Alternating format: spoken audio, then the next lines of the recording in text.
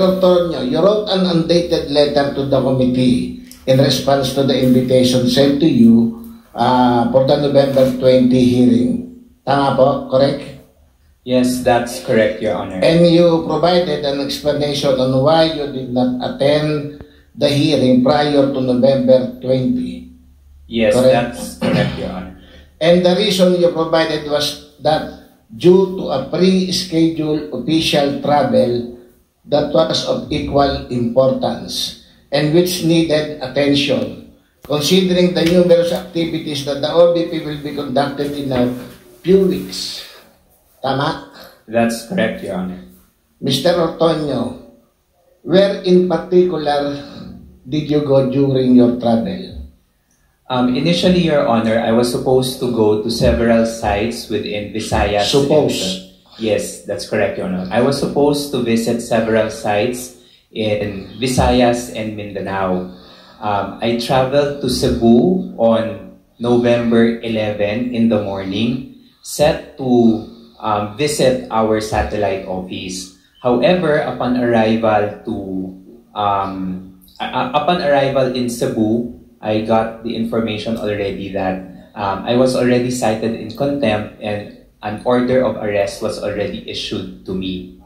And because of fear of my safety, immediately in the afternoon, I thought of having to go to the safest place I could think of. So I traveled to Davao. It was November? That's November 11.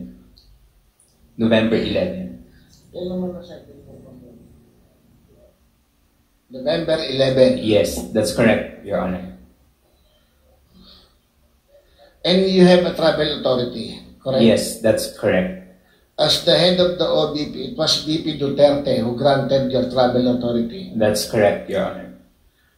Aside from VP Duterte, sino ba po yung ibang signatory sa travel authorities? It's just the Vice President. Nakita ko na minsan, pati kayo yata, pumipirma rin pag sa baba.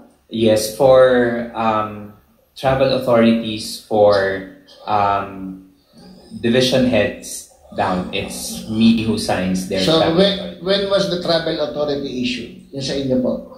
If I can recall, it's issued on November 6. November 6. And no destination, just various places nakalagay? Various places, Your Honor, because I was set to visit several sites within Visayas and Mindanao. Okay, and the period stated in your travel authorities from November what? From November 11 to 15. To 15. 15, that's correct. And in your letter, sabi niyo po, you hope that the arrest order and contempt order issue against you be lifted. That's correct, Your Honor. Mr. Ortonio, you have not attended any of the hearings of this committee, except now. That's correct, Your Honor. And you know, Mr. Ortonio, that the arrest order and contempt order were issued against you because of your non-attendance to the hearing of this committee. Tama po? That's correct, Your Honor. So how do you expect that the committee will lift the arrest order against you? Hindi pa po kayo uma-attend. Your Honor, if I may be given a chance to explain. So I wasn't able to attend the November 11 committee hearing. Again, based on the reason that I have cited. However, if you can remember, I also sent a commitment that I was supposed to attend on November 20. Yes, and you did not attend. I was not able to attend, Your Honor, because if I may be able to properly explain the reason behind my non-attendance last November 20. If you may allow, I prepared a short narrative for me to read, Your Honor. Would that be possible? Mr. Chair, is that possible? On why he did not attend the hearing? 1 minute recess.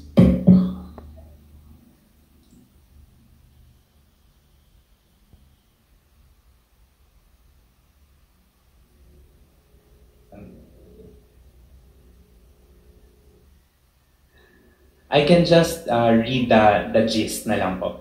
Yes. Session resumed. Mr. Tonyo. Okay. Thank you, Your Honor. On the day of the hearing, I was fully prepared to participate and present myself before the committee, despite the arrest order issued to me. However, the night before the hearing, I received a call from one of my colleagues who also had a summon. She was in distress, on the verge of a major emotional breakdown. You're talking of Miss Acosta? Yes, Your Honor. And contemplating self-harm because of the stress that the hearings have brought upon her. She sought my support, pleading for me to accompany her instead in the next hearing, which is today. That night, while I reassured her of my support despite my decision to still attend the hearing, her emotional and psychological state weighed heavily on my mind. On the morning of the hearing, I checked on her again, and she once again expressed her plea for me to accompany her in the next hearing scheduled instead.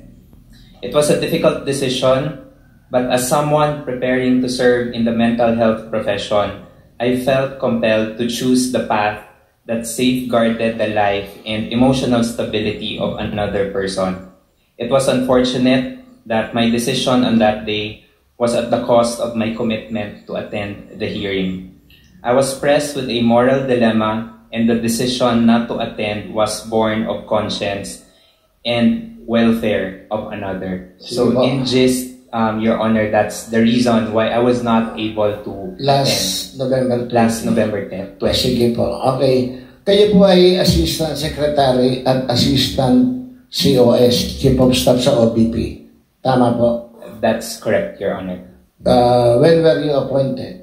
I was appointed July 1, 2022. How did you apply to secure your position? I was one of those former city government officials from Davao who joined the Vice President. You're from Davao? That's correct, Your Honor. So, would it be correct to say na yung top official ng OBP ay nahati sa dalawang klasifikasyon? One is yung mga talagang ando na, dinatnan nyo na, and the other is from Davao. Yes, there were some of us who came from Davao, sir. I mean, kasama ni Vice President pagpunta ng OBP. Yes, Your Honor. So, you confirm na dati kang taga Davao LGU? Yes, I used to be an employee from the city government. So, kasama mo si Vice President pagdating mo ng Office of the Vice President. Tama po? That's correct, Your Honor. Gaano kayo katagal nagtrabaho sa Davao LGU? I've been with the city government since 2008. So 2008 up until 2013, and then 2016 to 2022. So that's about roughly around mga 12 years siguro, Your Honor. Ano-ano po yung naging posisyon nyo sa Davao nung nandun kayo?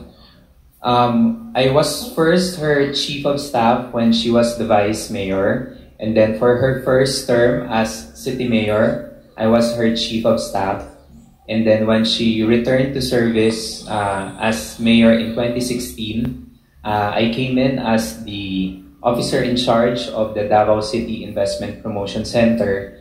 And then in 2019, I was appointed as department head for the Human Resource Management Office of the city government. Up to 2022? Up to 2022. And in 2022, when she became vice president, naging assistant COS na po kayo? That's correct, Your Honor. So ano po yung task nyo bilang assistant chief of staff?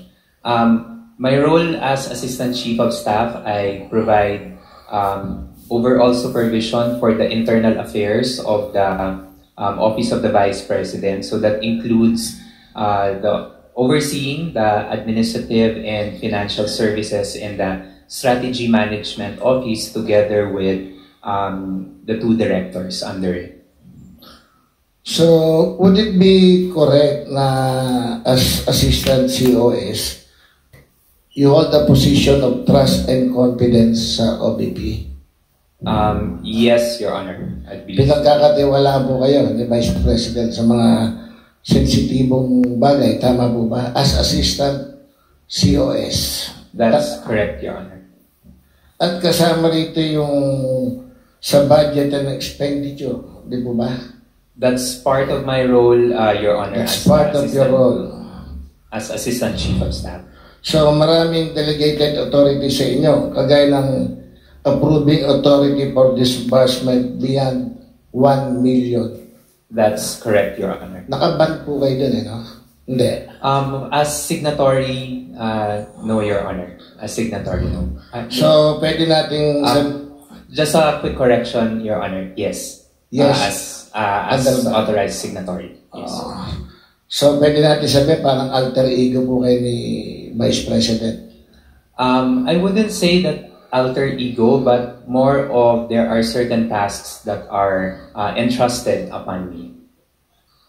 Sige po. Sabi nyo, nag-o-oversee kayo ng internal and administrative affairs ng opisina, including matters involving the OBP's Bid and Awards Committee. That's correct. Kasama po yun. That's correct, Your Honor.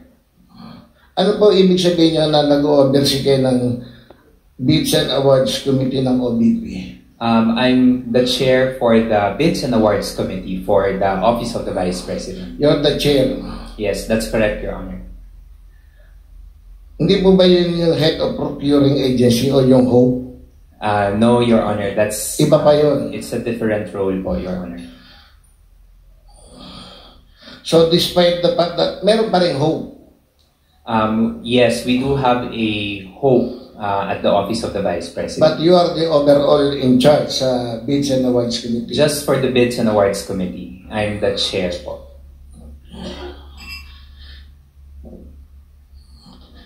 Hindi po ba ano to, this is in violation of the Government Procurement Act dahil meron ng HOPE, meron pa rin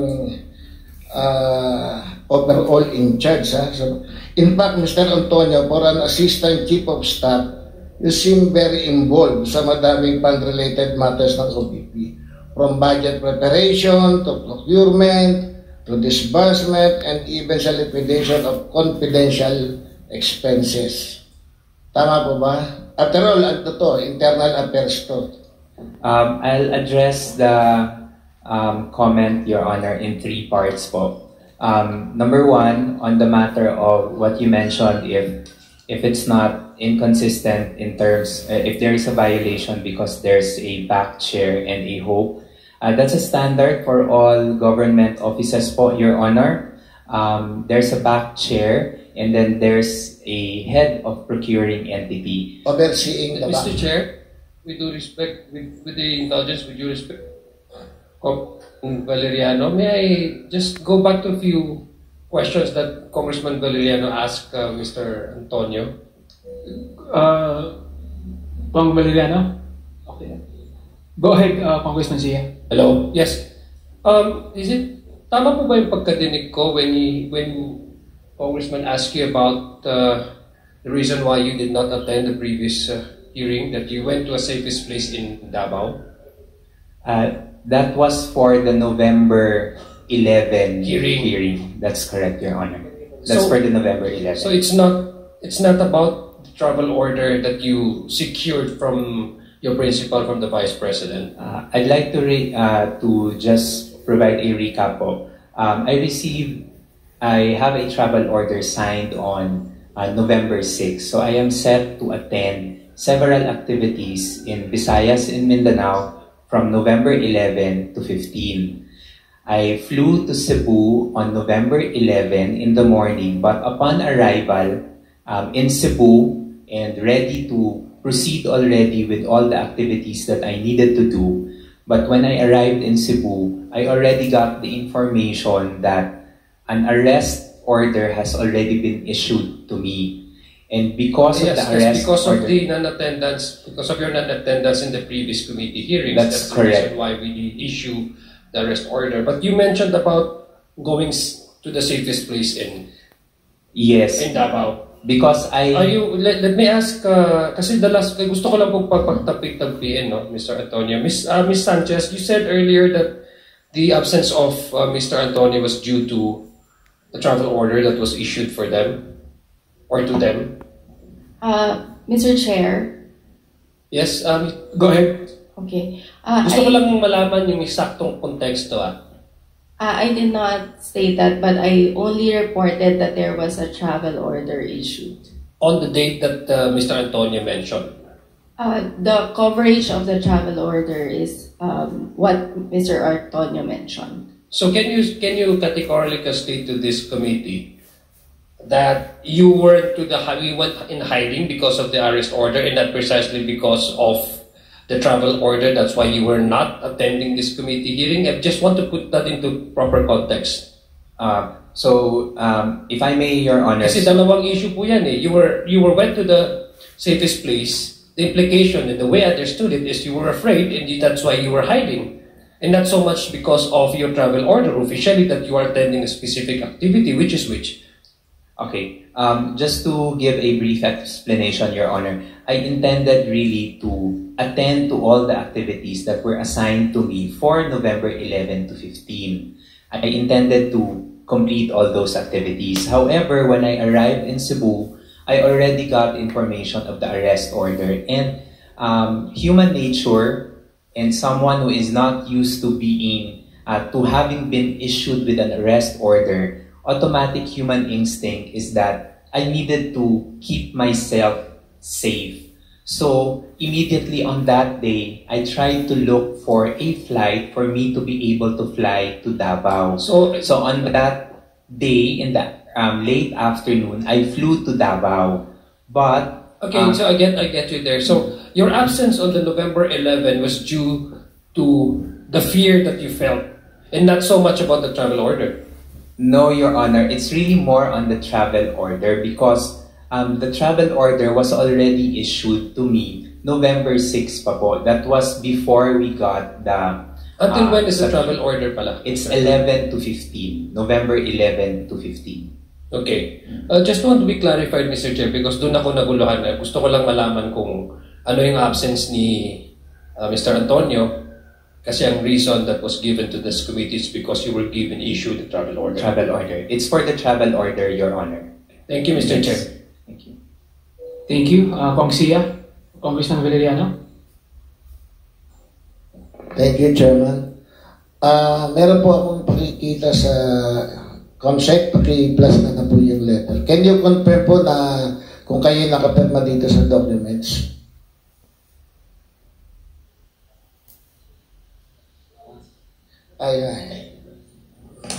Yan po, letter to DBM dated September 19, 2022 in connection with the request for augmentation of budget including confidential fund.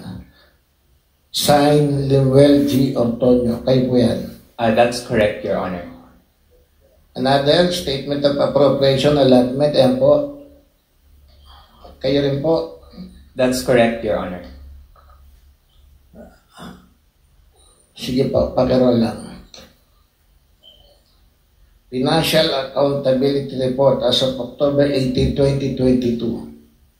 Kayo rin po? That's correct, Your Honor. Request for authority to open bank account. Again. Disbursement voucher for confidential fund, 125 million per voucher signed. Ortonio. Kayo rin po. That's correct, Your Honor.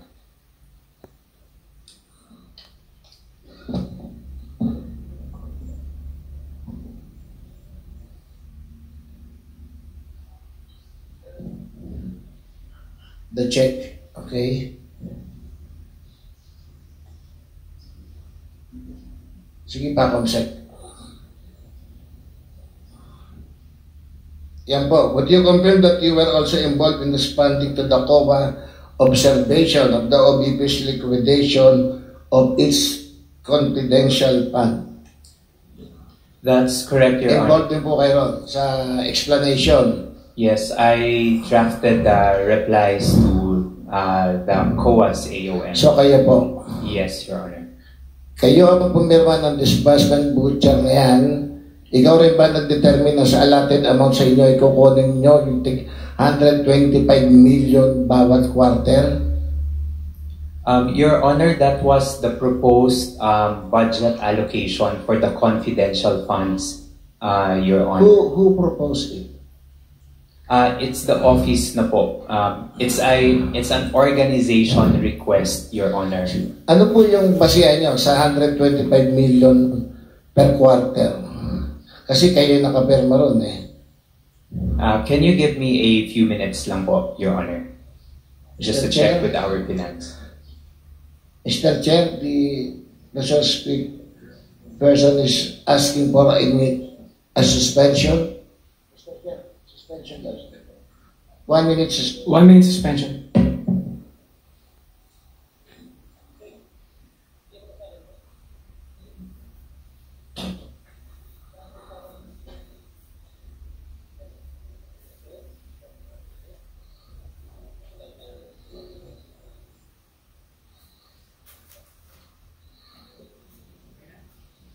Sige. Session will now resume. Sige pa, Mr. Ortonio. Kasi kayo ay Assistant Chief of Staff, hindi naman kayo yung SDO, di po ba? That's correct. Or does it mean na kapag mula sa iyo request, utos to ng Vice President? Being the Assistant Chief of Staff? Yes, that's based on a request, based Salamat on po. instruction. Yes, that's correct, Your Honor. So, noong August 22, kakaupo lang ni Vice President, nag-request kayo sa OBP ng budget augmentation which included a request for confidential fund. Tama po? That's correct, Your Honor. At that time, wala namang naka-appropriate na confidential fund sa OBP under the GAA 2022. Tama? That's correct, Your Honor. In fact, walang appropriation for confidential fund ang OBP sa GAA ng buong administrasyon ni dating Vice President Leni Robredo for the past 6 years. Wala silang confidential fund. Tama po? Based on the information, Your Honor, Wala. no, Your Honor. Kahit sa pamumuno ng dating Vice President Jojo Binay, siguro isang beses nagkaroon. Based on the records that we have on file, Your Honor, they Meron did isa. have, yes. So, masasabi natin na nung nag-request kayo ng confidential fund para sa OBP, walang ganong experience yung mga nandyan na gaya nila Chief Accountant Villa Del Rey, Director Rosalind Sanchez. Kumbaga yung ins and out ng confidential fund, hindi nila masyadong kabisado dahil wala namang confidential fund ng Vice President before. Tama po? I cannot fully answer for that one, Your Honor. Maybe some of those who were with the previous vice presidents may be able to. Pero ang may karanasan dito sa confidential fund, yung mga galing ng Davao Group tulad ni Yusek Sulaika Lopez, ikaw, Miss Acosta, tama po ba? Dahil may confidential pa na sa Davao, then you go to OBP, tama? Yes, Your Honor. Naalala niyo po ba itong letter na to September 19, Comsec, paki-plus nga po. Pinadala niyo sa DBM, kayo rin po yung nakapirma dito. That's correct, Your Honor. Isa sa mga attachments sa letter na ito, yung physical and financial plan. Tama po? That's correct. At ang physical and financial plan na ito ay ginagamit bilang supporting docs para sa 250 million request for confidential pa ng OBP noong 2022. At ito po ay ito ay pirmado and approved by Vice President Sara Duterte. The physical and financial plan, Your Honor. Yes. That's correct. Nakasaad po doon na 250 million na confidential fund ay gagamitin sa fourth quarter ng 2022 para sa good governance program ng OBP. Tama po? That's correct, Your Honor, based on the document that was given to us. Ibig sabihin, 250 million sa loob ng 3 months. yung estimate niya, or 90 days, fourth quarter ng 2022. Tama po? That's correct, Your Honor.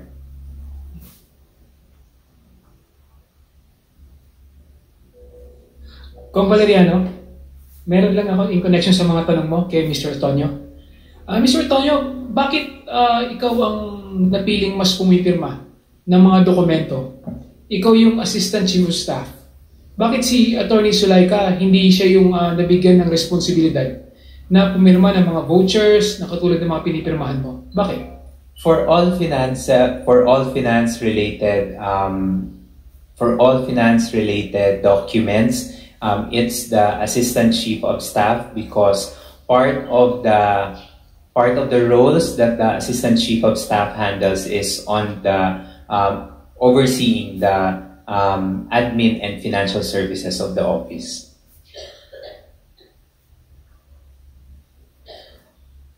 Please continue, Congressman Valeriano. Okay. Sino po yung nag-estimate ng 250 million para sa last quarter? Si Gina Acosta po ba o kayo? Or si Vice President? As far as I know, the physical and financial plan was prepared by Miss Gina Acosta, and as far as I know, maybe in coordination with the safety officer. But it's prepared by Miss Gina Acosta. In coordination with the? Safety officer. Sino po yung safety officer? It's Colonel La Chica po.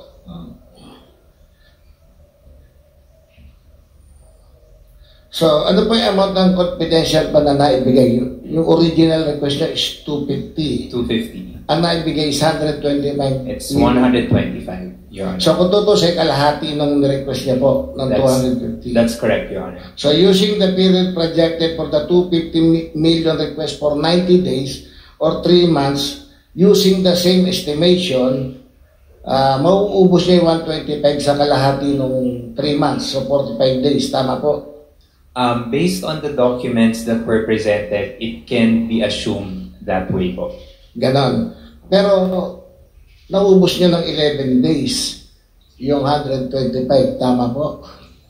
Based on the documents, Your Honor. Based sa accomplishment report nyo na sinabit ng OBP, nakalagay doon ang covered ng 125 is from December 21 to 31 or 11 days, yung 125 million instead of 45 days. Based on the documents that were presented, Your Honor, yes. Ibig sabihin dito, sa dami ng confidential activities na naikandak sa loob ng 11 days, na-exhaust nyo yung 125 million o kalahati ng estimated cost. Dapat yung 45 days po, di ba? Yung worth ng confidential activities. Pero you consume it for 11 days. Tama po? Based on the documents, Your Honor, yes. However, for the explanation... Based on the documents presented, Your Honor. But on the implementation, I won't be able to answer for it, Your Honor. Sige po. Doon tayo sa rental of safe houses. Sa fourth quarter, rental of safe houses amounting to 16 million of the 125 million total confidential fund. May 34 acknowledgement receipt for rental of safe houses po for 2022. Ayon sa report ng OBP, nagastos itong 16 million ito in a span of 11 days. Tama? Based on your documents. Based on the documents, Your Honor, yes. But on the particulars of it, Your Honor, again, I won't be able to provide further information on that one. Sige po. So, kasi nakakagulat na yung amount na involved eh. Pinakamura do sa rental ng safe house for 11 days is 250,000. So kung hatiin mo sa 11 days, parang 22,000 per day ang rentals. Based on your documents. Tama po? I cannot provide a specific answer on that, Your Honor. Maybe that is based on the documents you submitted to the COA. But I cannot answer, Your Honor, in terms of the computation that was mentioned. Maybe it's the safety officer who can properly provide such information. Sige po, punta tayo doon sa acknowledgement kasi na pinakamahal, yung pinakamataas. 1 million divided by 11 days equals 90,000 per day. So, mahal po ito. Parang luxury hotel o mas mahal pa. Anyway, pero sa sulat ng OBP to DBM ukol sa request nito for augmentation ng 2022, kasama na yung sulat na kayo po ang nakapirma, wala namang na-mention doon na gagamit ng safe houses ang OBP. Sabi nga po sa letter, noong August 2022, ang nare-request na confidential fund ay para sa safe implementation of the various projects and activities under the Good Governance Program and the conduct of official engagement and functional representation in international and domestic events. Tama po. Yun ang nakalagay. Based on the PFP that we submitted, Your Honor. Ano po ba ibig sabihin ng Good Governance Program? Ano po pagkakaintindi nyo ron? Good Governance Program, Your Honor, that's the programs, activities, and projects. That's the name of the programs, activities, and projects for the OVP for the year 2022. That covers for all the programs that we have that we are implementing. And during that year, some of the activities under the Good Governance Program of the OVP covers the Medical and Burial Assistance Program and the Disaster Operations Program, to name a few. Burial and medicine. Medical and Burial Assistance that falls under the Good Governance Program for 2022. So how does this Good Governance Program relate to the 16 million rental of safe houses under confidential funds of the OVP? Again, Your Honor, as to the... That is based on the documents you submitted. Again, Your Honor, on the spending of the confidential funds, I won't be able to provide you with an answer because I'm not privy to how the confidential funds were utilized. I only know of the confidential funds based on the documents that were presented to me when the AOM was issued to us and all the preliminary documentation. Pero kayo po ang nag-request lahat. Kayo nakapirma doon sa lahat ng letter. Yes, ako po ang nag-sign, Your Honor, but as to the details on how it will be implemented, there's a designated security officer to handle it. So I won't be able to provide the specific details for this one. Pero nung panahon po ng previous administration, Vice President Leni Robredo, meron na rin Good Governance Program. That's correct, Your Honor. Pero wala pong, hindi nangailangan ng confidential fund. Tama? I cannot answer for the previous administration, Your Honor. I would not know the wisdom behind why they do not have the confidential funds, Your Honor. Alam nyo, nakakapagtaka po sa safe houses ng OBP. Consistently from December 2022 through the first 3 quarters of 2023, mayroong confidential expenses for rental of safe houses. Alam niyo po yun. Sa first quarter ng 2023, nireport ulit ng OBP na gumastos raw ng 16 million again for safe houses. Based on the documents. Based on the document. Yes, Your Honor. But again, as to the particulars on how it was spent, I would not be able to provide information, Your Honor. Sa second quarter ng 2023, the same 16 million for safe houses. Based on the documents you submitted. Tama po. Based on the documents, Your Honor, that I saw, yes, Your Honor. But again, as to the particulars, I won't be able to provide you with information on this one. Sa third quarter, ang ginastos is 5 million for safe houses. As to the third quarter, Your Honor, I'm not familiar because so far we haven't received any AOM, so I'm not familiar with the accomplishment report for the third quarter. Pero nung fourth quarter, wala ng confidential fund na 2023 po, di ba? As far as I know, Your Honor, there was no utilization on confidential funds. So what happened to the rental of safe houses? Paano po yung mga nagre-renta na iniwan nyo na lang? Again, Your Honor, I cannot provide answer on that one. Maybe it's the security officer who can provide further information on this one. I'm not familiar on the operations on the ground, Your Honor. Sige po. Tumulong kayo personally sa pagsabit sa COA ng mga acknowledgement receipt. Di ba? Hindi lang patunay sa paggastos ng confidential fund mula fourth quarter ng 2022, yung bago pa lang kayo upo nun, hanggang third quarter of 2023. Tama po? Your Honor, can I be clarified as to the word na tumulong? Can I be clarified on that one?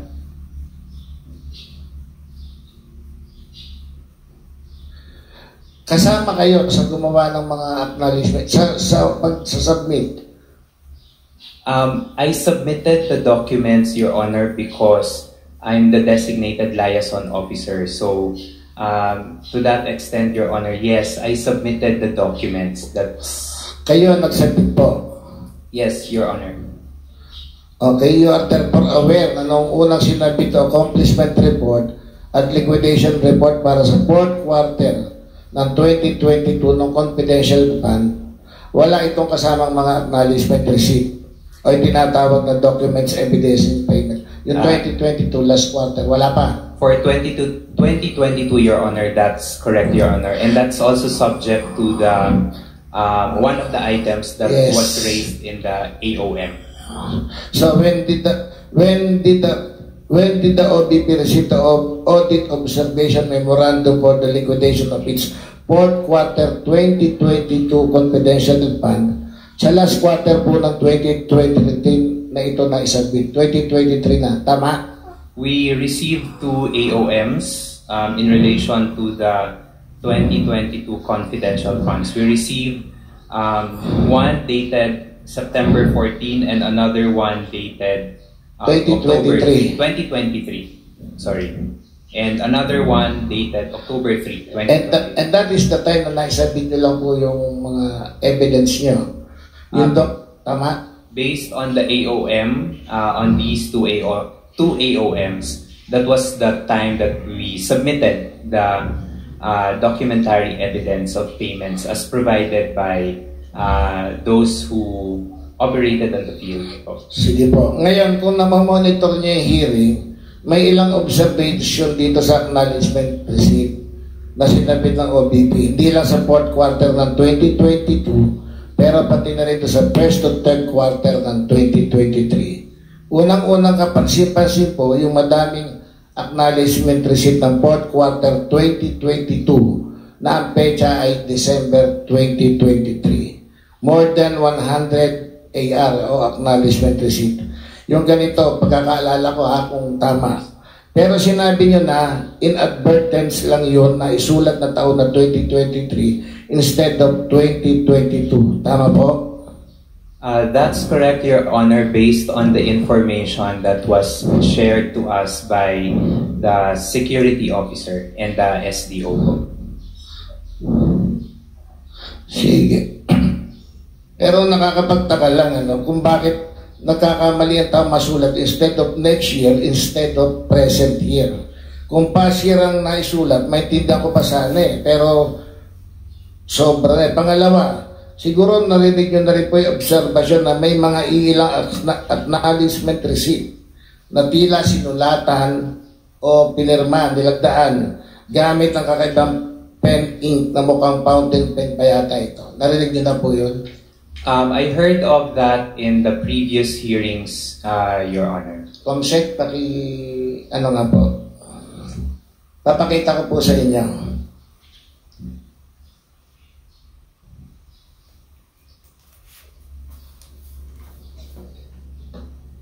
Nakikita niyo po? Yes, Your Honor. You would agree with me that this acknowledgement receipt appears to be written with the same color of ink Your Honor, I'm not sure, but I think the image is... Pare-parehas po. And this color is distinct shade of blue na almost black, parang may gradient po siya. Pakitingnan niya po. Sorry, Your Honor, the way I see it, it's black ink. Papakita ko po sa inyo. I'm showing you a picture of distinct fountain pen ink. It's called Prussian blue. Yes, Your Honor. Pakita Okay. niyo po. Do you confirm that this is the same or very similar colors the ones in the acknowledgement receipt I showed you before? Bakit bigyan siya ng hard copy?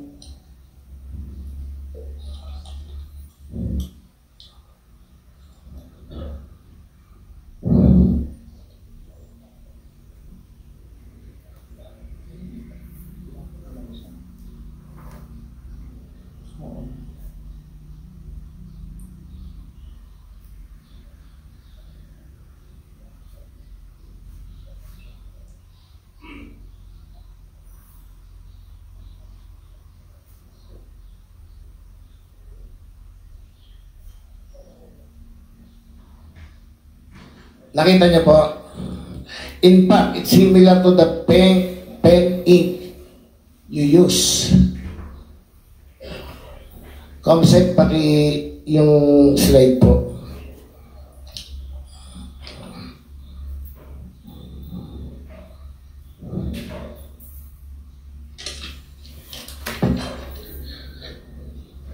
Mr. Chair, that's all.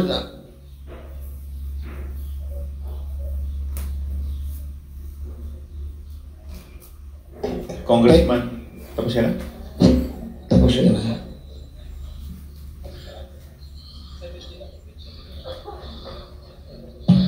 Mr. Chairman, sorry, but what was that? There was something that was flashed a while ago. And ano po yun? Pakita po ulit yung flash. Ulit yung slide. Yeah. So, no. Yes. I'm sorry, Mr. Chair, but I just saw this. So, the pen, pakibalik po. Nawala po, ma'am. Congresswoman Garin, you're recognized. Yeah. Mr. Chairman, of course, with due courtesy kay Mr. Lemuel Ortonio, lumalabas po kasi dito sa isang sulat niya, ang ginamit na pampirma is, what do you call that? Parang fountain pen? Anong tawag doon? Parang sign pen ba yan? Hindi, Fountain yung pen? fountain pen. Yung kulay, which is quite unusual, at yung klase ng ballpen na tila rin hindi pangkaraniwan, ay parang kapareho doon sa mga petsa at mga pirma doon sa acknowledgement receipt. Tama po ba, Mr. Chair, yung nakikita ng aking mga mata?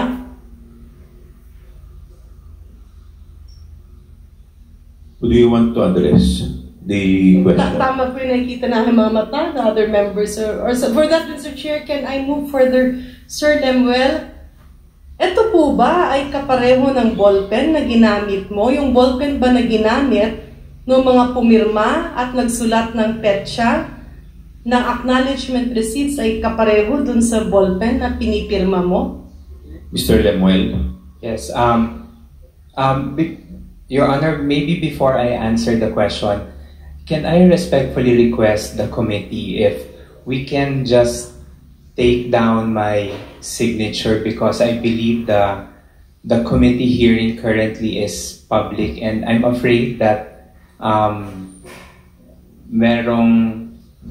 baka it would parang may data privacy issue, but I will answer. Yeah, Mr. I will Chair, answer. can we request to stop showing this document?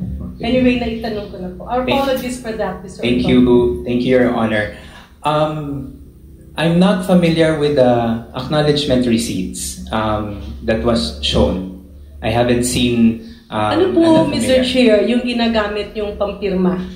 I actually have samples here. This year, I changed the pen that I have been using. Pwede mo bang may pakita yung fountain It's pen? this one. It's not a fountain pen, but it's a felt tip pen po. Okay, at ang kulay niya ay ano po? The color is deep indigo. Yung pirma po kanina, Mr. Chair, anong taon yon? 2023, if So- I'm not mistaken, yeah. So, Mr. Chair, Mr. Ortonio, ano pong ginagamit yung pangpirma noong 2023? 2023, I've been using, it's a blue pen. Sometimes I still use it for writing. It's Ayan po, yan ata yung pen na galing ng PSDBM, di ba? Pero mukhang hindi It's a po pilot. yan ang lumalabas sa pirma mo kanina. because that was my signature, I believe, for one of my replies in one of the invitations here sa committee. So sige, diretsuin ko na lang, Mr. Chair. Ano yung ginamit mong pen sa pirma mo nung dokumentong pinakita? It's this one. It's my felt tip pen po. What do you call it? It's a felt tip pen. Felt tip pen. So, Mr. Chair, I'm not sure, no, because we are not penmanship experts here. Baka meron naman tayong acknowledgement receipt dyan. Pwede bang makasulat ng konti si Mr. Ortonio using that pen para lang makita natin yung shade? Comsec, pwede po ba pakibigyan ng ano? Mr. Chair, and in addition to what Congresswoman Garin said, pati po si COS Zulaika Lopez gumagamit din ng fountain pen na may ink na blue. Tama po? That's correct, Your Honor. Sorry, Your Honor. It's not a fountain pen. If I can recall for CTL's signature, I think it's also a felt tip pen. I can remember it's a slim pen. So Okay, it's not Mr. a Chair, can I have an additional question? Sa Office of the Vice President po, or sa Department of Education, sino-sino po ang gumagamit ng felt tip pen? Pasensya na po, bago ko lang po kasi narinig yun. Yeah, so, Mr. Chair, parang ang medyo magkapareho ng klase ng pen ang ginagamit ni Attorney Zulaika Lopez at ni Ginoong Lemuel Ortonio. So, Mr. Chair, my pending question is, Sir Lemuel, sa OVP po at sa Department of Education, sino-sino pa po ang gumagamit ng ganitong klaseng pen? For the OVP, Your Honor, I'm not sure who else uses a felt tip pen when they sign documents, but I do sign using felt tip pens starting this year. Sino-sino pa po ang gumagamit ng ganyang klaseng pen? Ikaw, si And then- Attorney Zulaika Lopez, sino pa po? And then from time to time, it's Attorney Laika Lopez. And the others, I'm not familiar anymore. How about the Vice President? The Vice President uses a different pen po when she signs. So more or less sa pagkakaalam nyo, kayong dalawa lang ni Attorney Lopez ang gumagamit ng ganitong pen. That's correct, Your Honor. From the DepEd, Mr. Chair, baka matanong natin si Ma'am Farda. Good evening, ma'am. I have Before no... I recognize Sorry. Ma'am Paharda Sunshine, the Chair would like to recognize the Honorable Robert Ace Barbers from the 2nd District of Surigao del Norte. Please continue, Mr. Chair, thank you, Ms. Mr. Sunshine Chair. Paharda. As to your question, Honorable Garin, I have no knowledge po kung sino ang gumagamit or kung may gumagamit po ba ng felt tip pen sa Department of Education. It's also my first time to hear of such a pen po. So, Mr. Chair, I haven't really seen some of the acknowledgement receipts. Sa mga acknowledgement receipts, meron po bang ganito kataba yung sulat? Sa mga acknowledgement receipt po in the possession of our committee secretariat, meron bang mga pirma o mga sulat na ganito kataba, kapareho ng pirma at sulat ni Ma'am Zulaika Lopez at ni Ginoong Lemuel Ortonio?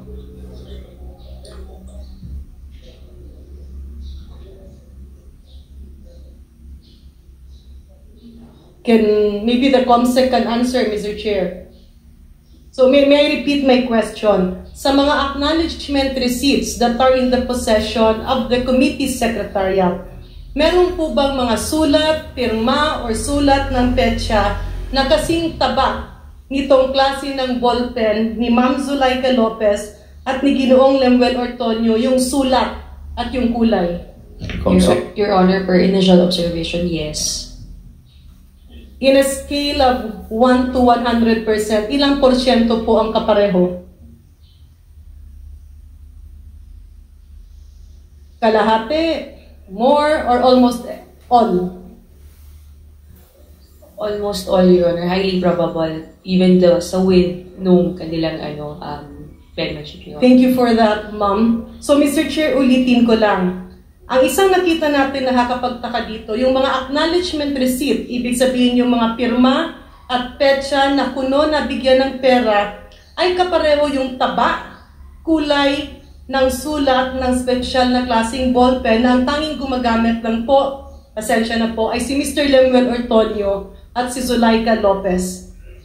We have that very high probability, Mr. Chair, na posible po na acknowledgement receipt ay ginawa baka ni Attorney Zulaika Lopez at ni Sir Lemuel Ortonio. Mr. Ortonio, are you categorically denying na meron kang kinalaman sa mga acknowledgement receipts na ito?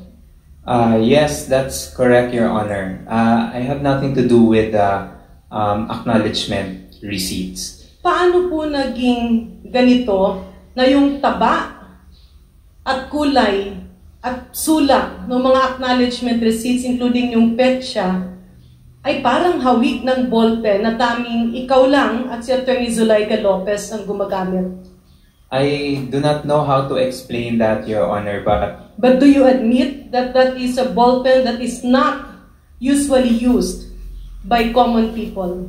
I'm not so sure, Your Honor, because I actually got this from a known na shop, Japanese shop, and they sell it by, marami silang sinisell na ganito. So, So nirigalo siya or binili? No, I buy it. Oo. Nirigalo mo rin kay Ma'am Zulaika? No, Or Your binili niya Honor. rin separately? I'm not sure if we're using the same brand, Your Honor. Pero sa mga taong nakakahalubilo mo, kunyari ngayon, o sa buong room na ito, masasabi ba natin, ikaw lang ang gumagamit ng ganyang klaseng ballpen? I cannot say... Mr. Chair, may I ask everybody in the room, meron bang ballpen na kapareho yung kulay shade na ginagamit ni Mr. Ortonio? Nobody is raising their hands. Kasi Mr. Chair, ako medyo umiikot ako sa ilang mga meetings, events, and advocacy meetings sa mga, even in the urban and rural centers. Medyo hindi po pangkaraniwan na ginagamit ng mga empleyado o yung mga inuutusan natin sa field na pumirma na acknowledgement receipt na halos pare-pareho ang taba ng letra, ang kulay ng hindi pangkaraniwan na ballpen na ito. Maraming salamat, Mr. Chairman.